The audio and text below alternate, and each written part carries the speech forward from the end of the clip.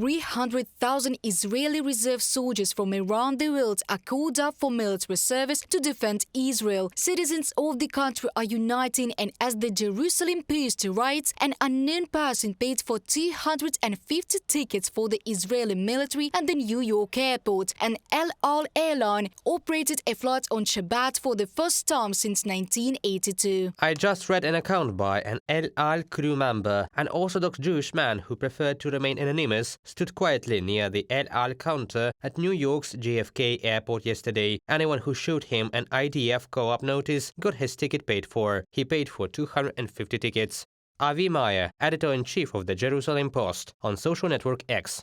Thousands of Israelis are flying to defend their homeland. Among them is a paratrooper Noy Leib, who lives in the United States. He told his story in an interview with the American publication ABC7 New York. It wasn't called before I booked my ticket, but as things escalated, my friends started to go back to the army, so I knew we were going to get a train up north to where my family lives, give my grandpa a kiss, my mom and dad a kiss, grabbed my gear, and the first thing the next morning, I was back on base with my other fellow reservists. Meanwhile, Israel is gathering reservists. The Prime Minister of the state and the head of the opposition party have formed an emergency government. The main task was stated as victory over the radical Islamist movement. It is also noted that the emergency government will not make any decisions not related to military action. Citizens of Israel, tonight we have formed an emergency government. The people of Israel are united, and today their leadership is also united. We have put aside our differences because the fate of our country is at stake. All Hamas members can now consider themselves dead.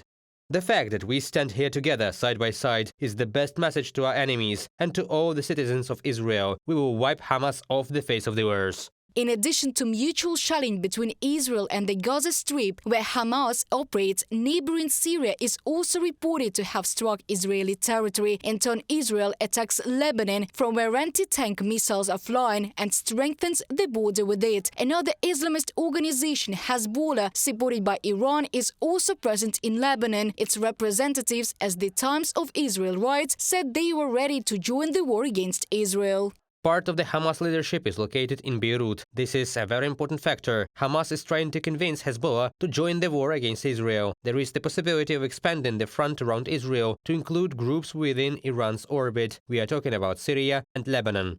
Igor Ostash, plenipotentiary ambassador of Ukraine to Lebanon. Amid the military actions of the Hamas group against Israel, rallies are being held. They took place in particular in Germany and France in order to prevent mass unrest in the country. French Interior Minister Gérald Darmanin introduced a ban on pro-Palestinian rallies. Also in neighboring Germany, Chancellor Olaf Scholz announced a ban on Hamas activities in the state. Reported by Dana Kolesnik, Микита Скобліков, UATV News.